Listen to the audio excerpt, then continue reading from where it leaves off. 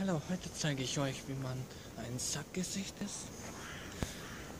Und dafür brauchen wir Folgendes. Nämlich kein Stirnband. Das brauchen wir nicht. Und auch keine Brille. Dafür aber brauchen wir einen Sack. Und voilà. Schon sind wir ein Sackgesicht. Manche tragen es auch so.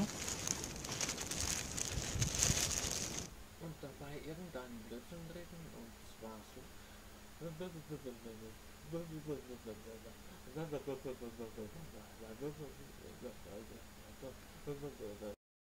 hier, manche machen das so.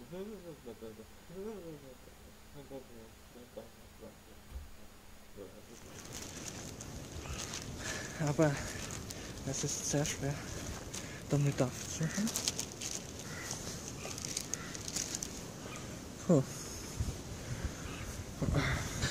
Jetzt wisst ihr, wie ein Sackgesicht aussieht. Das war's dann. Bis zum nächsten Mal.